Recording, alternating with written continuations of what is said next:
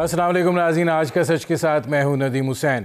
आज यौम शहदाए कश्मीर भी मनाया जा रहा है और ज़ाहिर है कि जब भी कोई दिन आता है उसकी मुनासबत से सदर से लेके वज़ीर आज़म से लेके नीचे तक सबके पैगामात आ जाते हैं और कश्मीरियों के साथ बयानात की हद तक यकजहती करके ये समझ लिया जाता है कि फ़र्ज़ पूरा हो गया है। ज़ाहिर है तरजीहात के ज़मरे में कश्मीर का मामला जो है वो तवील अरसे से ही तनज़ली की सतह के ऊपर आ चुका है और ज़ाहिर है कि दिनों की मुनासबत से ही मामलात को आगे लेकर बढ़ा जा रहा है। कश्मीर के अंदर भारतीय जुल्म सितम जो है वो अपनी जगह के ऊपर मौजूद है, उनकी बर्बरियत जो है वो उसी तरीके से जारी है। मकबूजा कश्मीर के अवाम जो हैं ये जुल्म सितम जो है वो सहते चले आ रहे हैं, आज़ादी के लिए नारे लगाते चले आ रहे हैं, पाकिस्तान के साथ इल्हाक के हवाले से बात करते चले आ रहे हैं, लेकिन उनको कोई रिलीफ जो है वो उस तरीके से दिखाई नहीं दे रहा है। ज़ाहिर है कि पाकिस्तान जो है अपने तमाम तर दावों और वादों के बावजूद इस हद तक भी नहीं जा सका कि जो कर्फ्यू की सूरत में वहाँ पर सूरत हाल दरपेश है उसी में ही कोई रिलीफ जो है वो उनको दी जा सके। ज़ाहिर है बाकी इक़दामात अपनी जगह के ऊपर हैं और मुज़ाकरात की बात तो की जाती है, लेकिन अब मुज़ाकरात जो हैं वो मशरूत हो गए हैं। जो भारत ने आर्टिकल 370 और 35A जो है उसको रिवोक किया है। अब देखना ये है कि क्या ये वापसी हो सकती है, क्या ये सिलसिला जो है आगे बढ़ सकता है और क्या पाकिस्तान जो है वो मसला कश्मीर के हवाले से सिर्फ़ इसी तरीके से चलता रहेगा जो रविश हमने गुज़श्ता कुछ दहाइयों से जो है वो अपनाई हुई है। ज़ाहिर है आउट ऑफ बॉक्स सॉल्यूशंस की भी बात की जाती रही, लेकिन बात आगे नहीं बढ़ी है। अब मामलात और गंभीर होते जा रहे हैं और ज़ाहिर है खित्ते की बदलती सूरत हाल के अंदर अब हालात जो हैं वो शायद कोई और रुख इख्तियार करें। दूसरी तरफ क्या मुस्लिम लीग नवाज़ की सियासत जो है उसके अंदर भी तब्दीली आ रही है और क्या वो भी अब मुफाहमत की जानिब पेशबंदी जो है वो करना चाह रहे हैं और ये समझ आ गई है कि मौज है दरिया में और बैरून दरिया कुछ भी नहीं। और ये जो सूरत हाल है इसके अंदर मुस्तकबिल के हवाले से जमहूरी अमल जो है वो इसी तरीके से जारी और सारी रहेगा। अपने वक्त मुकर्ररा पर इंतखाबात होंगे और मुस्लिम लीग नवाज़ जो है उसको आइंदा आने वाले इंतखाबात में पंजाब में पाकिस्तान तहरीक इंसाफ की सूरत में एक बड़े चैलेंज का जो है वो सामना होगा।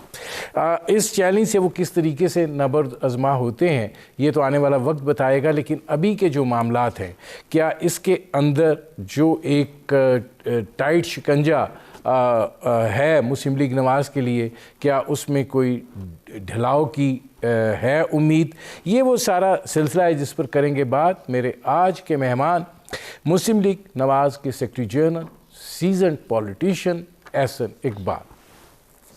एहसन इकबाल साहब, पहले तो ज़रा यहाँ से शुरू करेंगे कि कश्मीर पॉलिसी जो है हर हुकूमत उसके बारे में बहुत दावे करती है, बहुत से वादे भी किए जाते हैं, लेकिन वो उसी तरीके पे और उसी तर्ज पर रहती है। उसके अंदर ना कोई तब्दीली आती है, ना उसके अंदर कोई मुस्तकबिल का नक्शा वाज़ा होता है। दिन आते हैं, उन दिनों की याद से हम बयानात जो हैं वो जारी कर देते हैं और फिर खामोश होकर बैठ जाते हैं और जो बेचारे कश्मीरी हैं मकबूजा कश्मीर के अंदर वो कुर्बानियाँ देते चले जा रहे हैं। नदीम साहब, देखिए जो आपने बात कही बड़ी हद तक दुरुस्त है कि ये पिछले 70-72 साल का एक अनफिनिश्ड एजेंडा है। भारत का कश्मीर पे गासबाना कब्जा है और वो किसी भी इंटरनेशनल या बायलैटरल नेगोशिएशन से आज तक कतराता रहा है और वहाँ पे उसने कोशिश ये की है कि जुल्म के ज़रिए वहाँ की आबादी को दबा के इस आवाज़ को कुचला जा सके। लेकिन मैं समझता हूँ कश्मीरी अवाम को उनके जज्बा हुर्रियत को यकीनन सलाम है और खराज तहसीन है कि जिनकी तीसरी नस्ल कुर्बानियाँ दे रही है और इस आज़ादी की शमा को बुझने नहीं दे रही। हुकूमत पाकिस्तान ने आज तक जो काम किया है और जो भी हुकूमत आई है, चाहे मार्शल्ला की थी, चाहे जमहूरी थी, चाहे मजबूत थी, चाहे कमज़ोर थी, इस मसले की जो मुतनाज़ा हैसियत है उसे दुनिया के सामने भी जिंदा रखा और भारत ने भी उस दबाव के तहत इस मसले से किसी किस्म की हटने की कोशिश नहीं की, और उनके आइन के अंदर भी इस इलाके को एक स्पेशल हैसियत हासिल थी।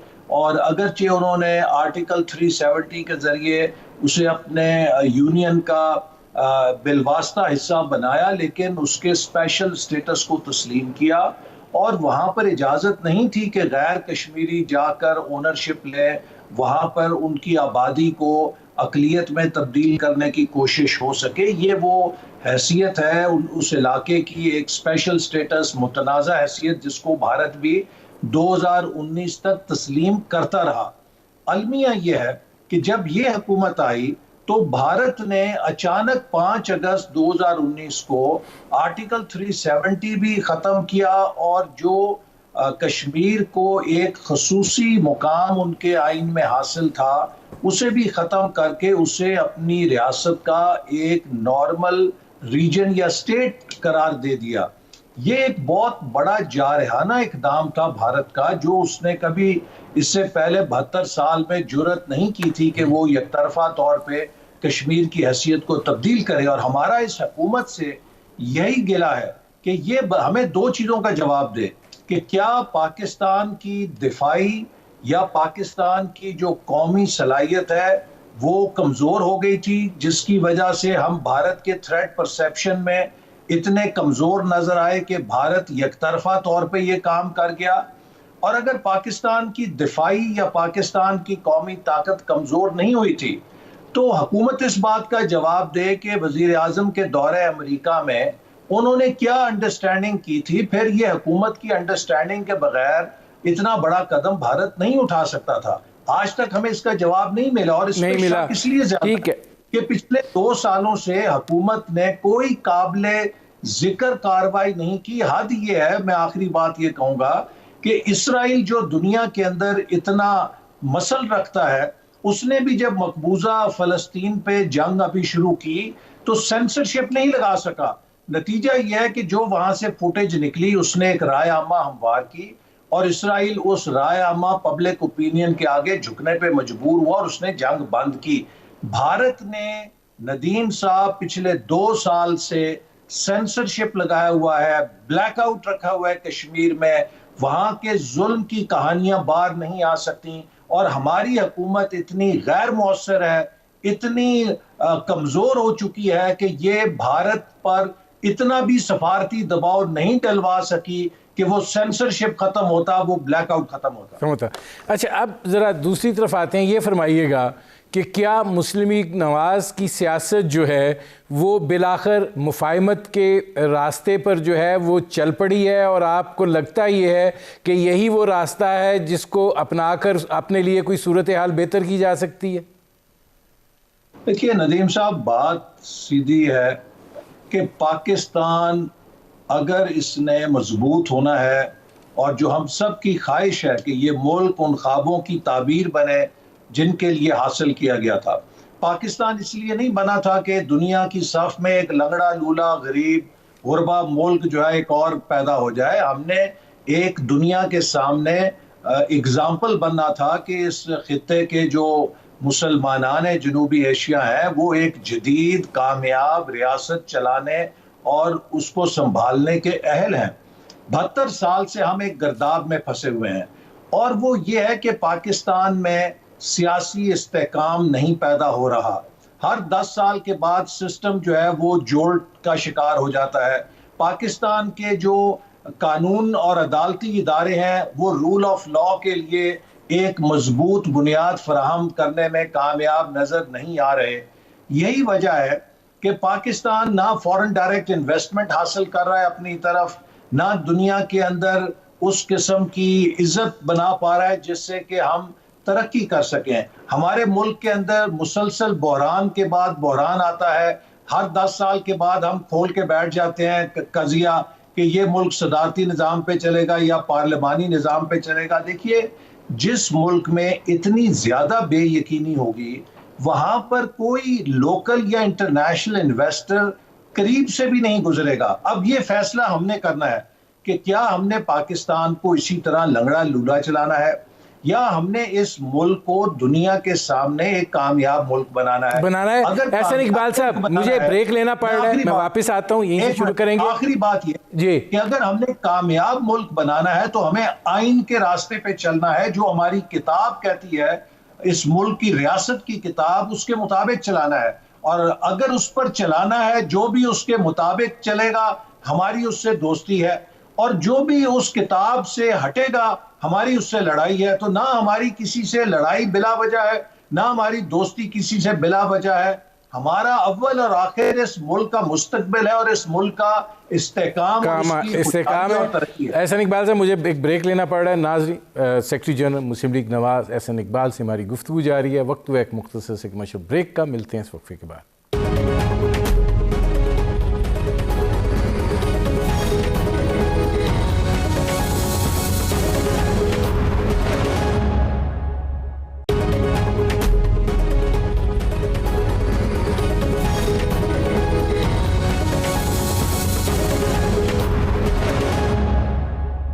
Welcome back. अच्छा एहसन इकबाल साहब, ये जो मामला है, जाहिर है कि मुफाहिमत की जब बात की जाती है वो आप आइन का उसको सहारा दें या लबादा दें, लेकिन दिखाई ये देता है कि मियाँ शहबाज शरीफ साहब भी जो है वो दीवार से लगाने की बात करते हैं, वो ताउन की बात करते हैं। अब वो जो एक एजिटेशनल रवैया था वो अब मुस्लिम लीग नवाज के उस सूरत हाल से निकलता जा रहा है। तो क्या ये तब्दीली जो है वो गुज़श्ता दिनों पार्लियामेंट के अंदर जो बंद इजलास था उसमें रूनुमा हुई है, या वैसे ये इदराक हुआ है कि नहीं अब मामलात जो हैं वो बदल रहे हैं, अब हालात बदल रहे हैं और उसके मुताबिक खुद को ढालना है? देखिए, इस वक्त मुस्लिम लीग नून ने तो कोई ऐसी आग नहीं लगाई जिसे हमने बुझाना है। आग लगाने वाले तो और हैं। और जिस आपने ब्रीफिंग का हवाला दिया, जो कौमी सलामती पे ब्रीफिंग थी, मैं आपके साथ, चूंकि वो इन कैमरा थी, उसके कोई मदरजात तो या उसकी अंदरूनी बात तो शेयर नहीं कर सकता। अलबत्ता ये बात तो मीडिया में आ चुकी है कि उसके अंदर पाकिस्तान को जो कौमी सलामती के चैलेंजेस दरपेश हैं उन पर एक तफसील से गुफ्तगू हुई और ब्रीफिंग दी गई।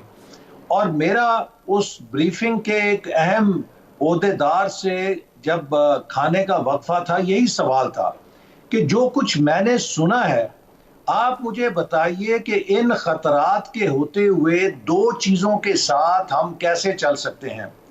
एक, हमारी हुकूमत हर रोज़ पाकिस्तान में पॉलिटिकल पोलराइजेशन में तेज़ी ला रही है। मुल्क के अंदर सियासी महाजराई, सियासी टेम्परेचर इस हुकूमत की पॉलिसियों की वजह से बढ़ रहा है, जिससे हम मुंतशिर हो रहे हैं। हमारी सफ़ों में यकजहती नाम की चीज़ मफकूद हो रही है।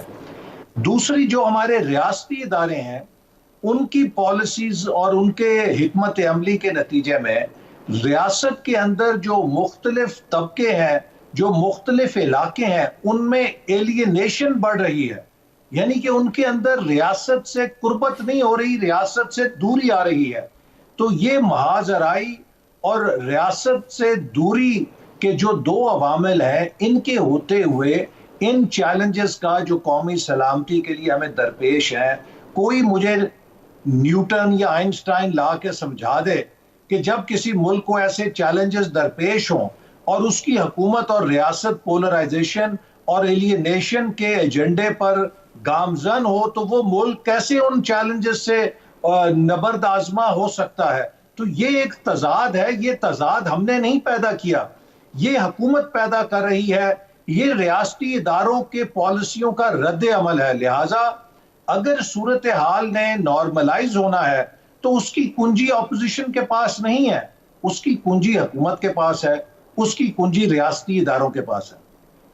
अब आपको क्या लगा कि आपको ये महसूस हुआ कि रवैये जो हैं उसके बाद उनमें तब्दीली आ सकती है, हालात जो हैं वो बेहतरी की जानिब गामज़न हो सकते हैं, लेकिन इमरान खान साहब की तो ज़िद है कि वो आपके मुकदमात से पीछे नहीं हटेंगे, क्योंकि वो ये समझते हैं कि जो सवाल पूछे जा रहे हैं मुस्लिम लीग नून की क़यादत जो है वो जवाबात देने से आ रही है। कल भी शहजाद अकबर साहब ने प्रेस कॉन्फ्रेंस की है और उन्होंने कहा कि सवाल यह है कि ये 25 अरब रुपए की मनी लॉन्ड्रिंग हुई है, इसका जवाब दे दें।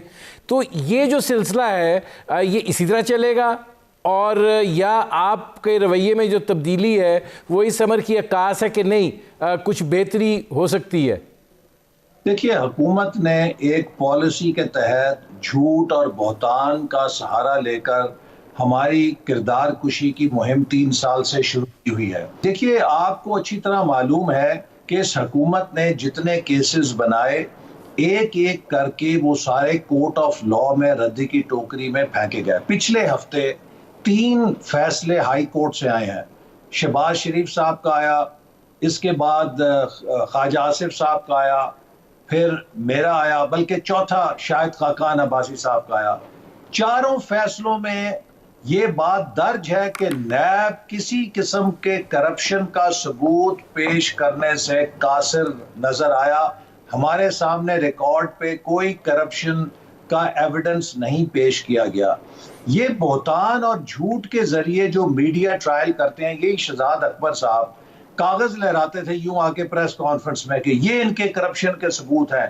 भाई, वो आपने अदालत में क्यों नहीं पेश किए? जब आप अदालत में जाते हैं तो आप भीगी बिल्ली बन जाते हैं, जब मीडिया पे आते हैं तो आप जोर जोर से शोर मचाते हैं और कागज लहराते हैं। तो ये जो इस तरह के इल्जामात हैं मेरे ऊपर, आप 25 अरब की बात कर रहे हैं, मुझ पे 70 अरब रुपए का वजीर मुवासलात ने एक नहीं 10 प्रेस कॉन्फ्रेंसों में इल्जाम लगाया कि जी मुल्तान सखर मोटरवे में ये 70 अरब कमीशन खा गए हैं। आज 2 साल हो गए हैं, उस केस की ना जीआईटी बनी है, और अगर जीआईटी बननी थी तो उसकी जीआईटी की जे भी नहीं बनी, ना कोई इंक्वायरी हुई है। फिर हमें यह बताया गया कि जनाबे वाला वो हम डेट कमीशन को केस भेज रहे हैं और 6 महीने के अंदर डेट कमीशन अपनी रिपोर्ट देगा। तकरीबन मेरा ख्याल है 1.5 साल हो गया है वो डेट कमीशन जो बना था, ना उसकी रिपोर्ट आई है, ना कुछ पता चला है कि उसमें क्या हुआ है। तो ये इस तरह के झूठे इल्जाम लगा के अपनी नाकामियों पे पर्दा डालते हैं, ऑपोजिशन की किरदार कुशी करते हैं। मैं फिर आपके प्रोग्राम के जरिए कहता हूं, अल्हम्दुलिल्लाह मेरे हाथों से ministry of planning and development ने 3200 अरब रुपए 5 सालों में डेवलपमेंट के लिए रिलीज किए हैं।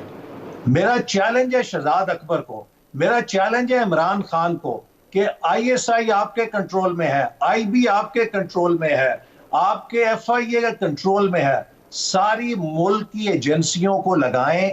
अगर 32 पैसे का फाइनेंशियल बेनिफिट आपको मिल जाए तो मैं आपके प्रोग्राम में कह रहा हूं कि मैं सियासत छोड़ दूंगा। मुझे एक ब्रेक लेना पड़ रहा है एहसन इकबाल साहब। नाज़रीन, हमारी गुफ्तगू जारी है, एक मुख्तसर से कमर्शियल ब्रेक का वक्त हुआ है, मिलते हैं इस वक्फे के बाद।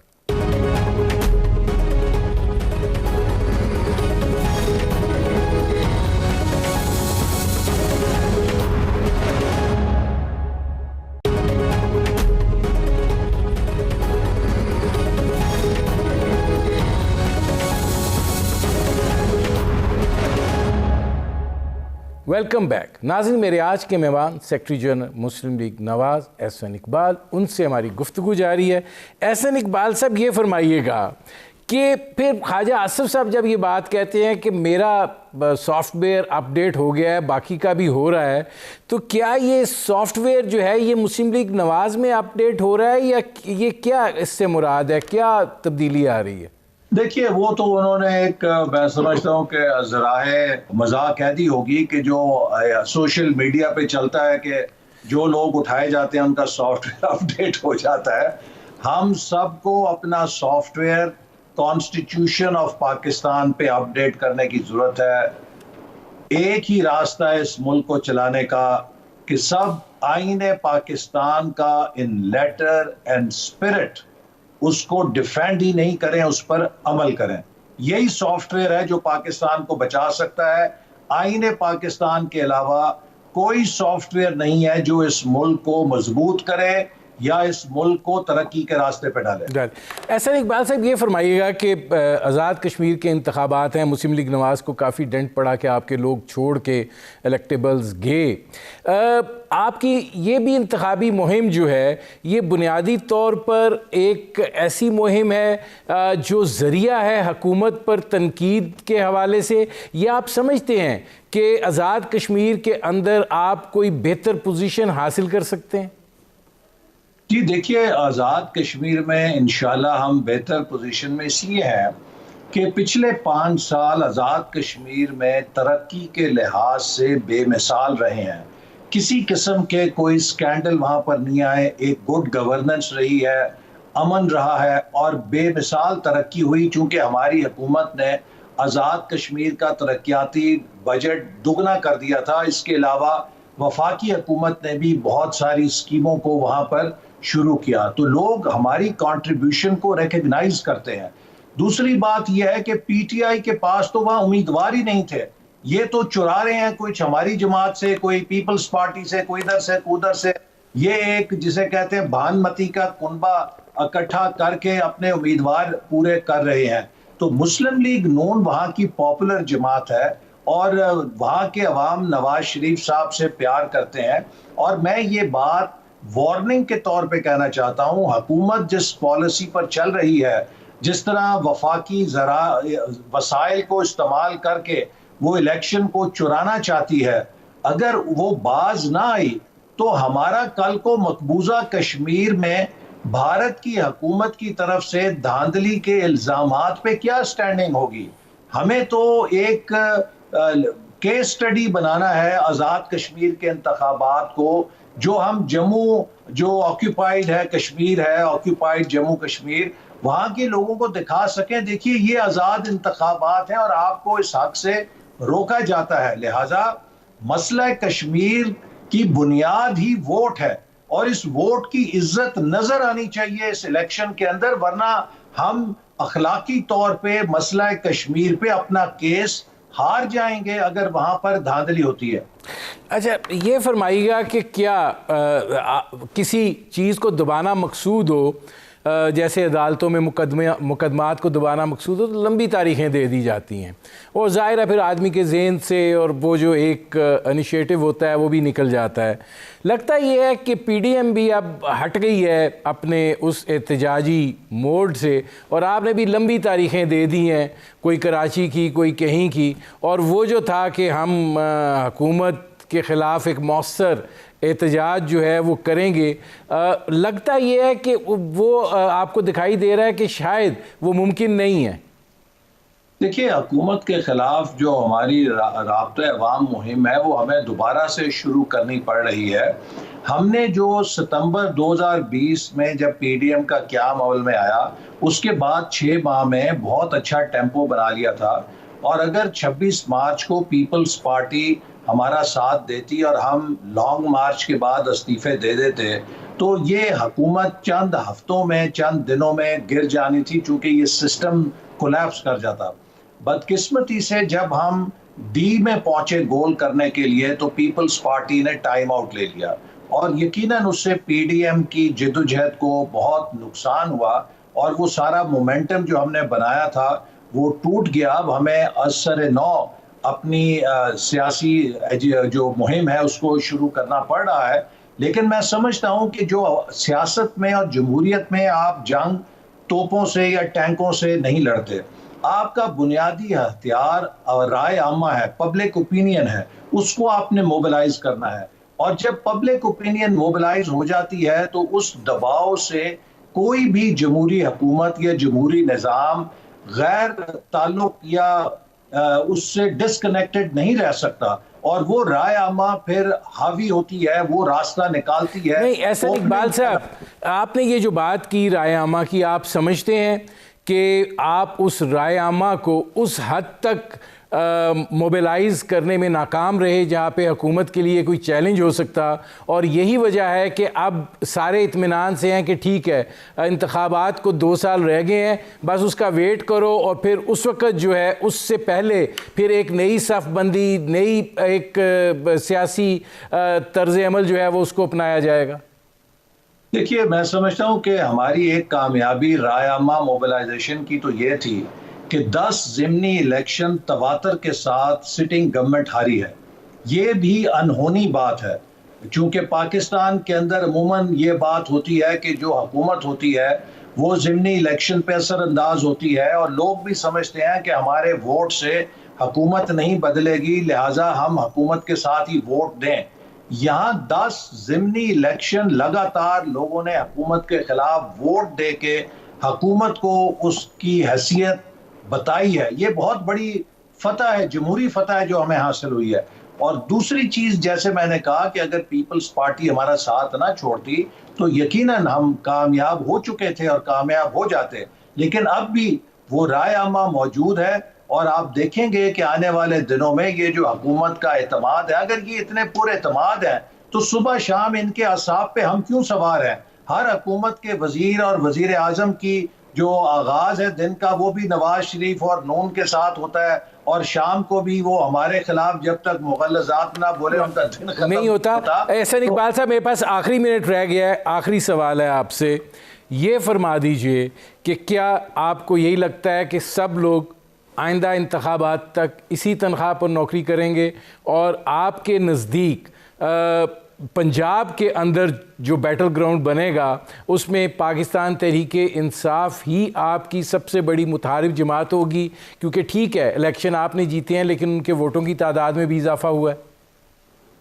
देखिए, जो इस वक्त पीटीआई की कारकर्दगी है उसको देख के मैं आपको आज कह सकता हूं कि जब भी इलेक्शन हो 2021, 22 या 23, वैसे तो इस बात का इम्कान है कि ये हुकूमत खुद कबल अज़ वक्त इंतखाब कराएगी, चूंकि जो इसने बजट के अंदर इकदामात उठाए हैं और जो टैक्सेशन मेजर्स नागुज़ीर थे उनको अगले साल के लिए डेफर किया है, उससे लगता है कि ये अगले साल के शुरू में इलेक्शन कराना चाहते हैं। लेकिन अगले इंतखाब में पंजाब ही नहीं पूरे पाकिस्तान में पीटीआई का वो अंजाम होगा जो 2008 में काफ लीग का हुआ था।